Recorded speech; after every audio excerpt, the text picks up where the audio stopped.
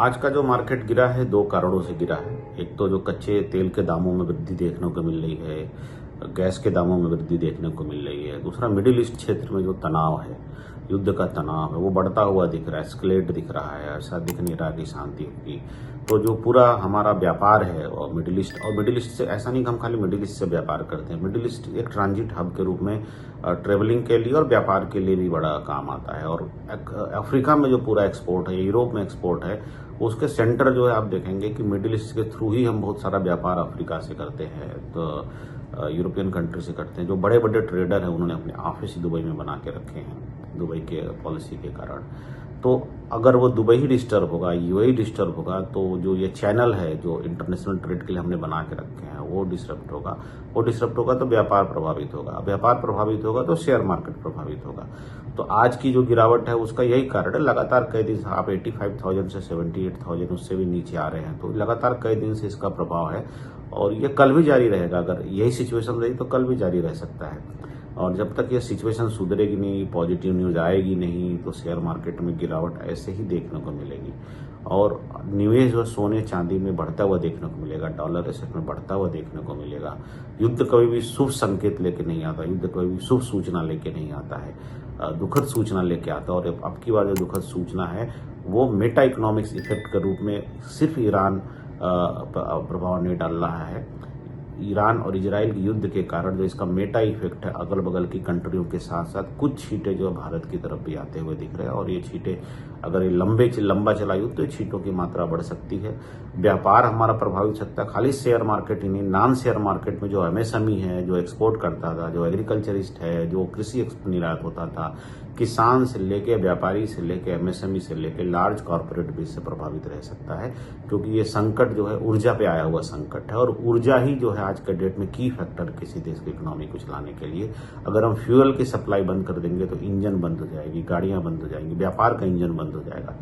तो ये जो अभी युद्ध चल रहा है इसने एक्चुअली मेन की फैक्टर पे चोट किया है। आज के समय में जो ऊर्जा है वो किसी भी कंट्री के इकोनॉमी के लिए की फैक्टर है। और खास करके आजकल जो हमारी डिपेंडेंसी है क्रूड ऑयल पे है, गैस पे है, एलपीजी एलएनजी पे है, ये बड़ा की फैक्टर है। ये ट्रांसपोर्टेशन से लेके घर के किचन से लेके इंडस्ट्रियल यूज तक में इस्तेमाल होता है, इवन यहाँ तक कि इंफ्रास्ट्रक्चर में इस्तेमाल होता है। और हम देख रहे हैं कि जब से युद्ध हुआ है और इस एनर्जी का जो सबसे बड़ा ऑयल एंड गैस का जो सबसे बड़ा सप्लायर एरिया था वो मिडिल ईस्ट ही था।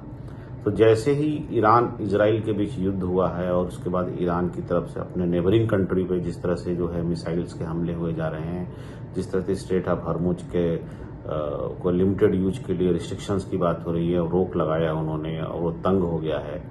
तो जब ये सारे सप्लाई चेन तंग होंगे तो उसका असर जो है ऑयल एंड गैस के प्राइस पे पड़ना ही पड़ना है।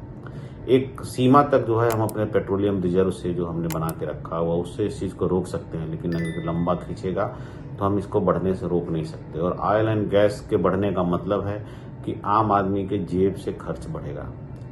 किचन में जो गैस लगता है वहाँ से लेके इंडस्ट्री में जो गैस लगता है वहाँ से लेके जो गाड़ियों में, ट्रांसपोर्टेशन में, इंफ्रा में जो ऑयल लगता है, सारी चीज़ें जो हैं वो अंत में जो है महंगाई को बढ़ाएंगी।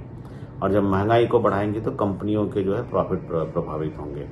और ऊर्जा से और भी सारी चीज़ें होती हैं। आज का जो समय ऊर्जा का दौर है, तो कंपनियों का सेंटीमेंट बिगड़ेगा, उसकी प्रॉफिटेबिलिटी बिगड़ेगी। इसी चीज़ को जो है मार्केट एक्सेस करता है। और जब भी आप देखेंगे कि ऊर्जा संकट आया है, जिस तरह से भी खाड़ी युद्ध के समय गल्फ में जो चल रहा है उस समय आया है, तो फिर से जो है हम देख रहे हैं कि ऑयल एंड गैस के दाम बढ़ रहे हैं। और साथ में शेयर मार्केट बहुत ही नेगेटिव ट्रेंड कर रहा है। आज तो करीब 2000 से ऊपर के पॉइंट सेंसेक्स में और 500 के करीब लगभग जो हमने निफ्टी में देखा।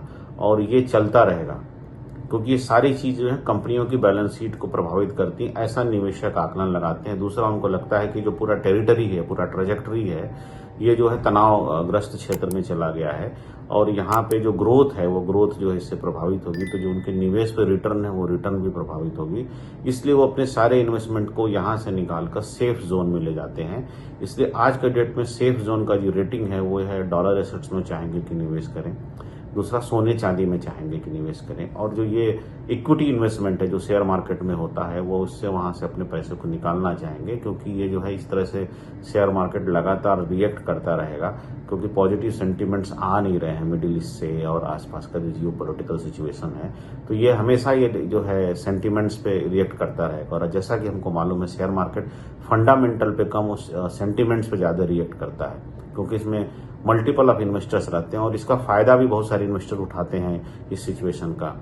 तो ये दौर जो है जितना देर युद्ध चलेगा हमें देखने को मिल सकता है, महंगाई का दौर हमें देखने को मिल सकता है, शेयर मार्केट में उथल पुथल का दौर हमें देखने को मिल सकता है, सोने चांदी में निवेश जो है बढ़ने का हमें दौर दिख सकता है, डॉलर एसेट्स की तरफ इन्वेस्टमेंट का रुख हमें देखने को मिल सकता है, और जो जीडीपी की ग्रोथ है वो प्रभावित होते हुए हमें दिख सकती है।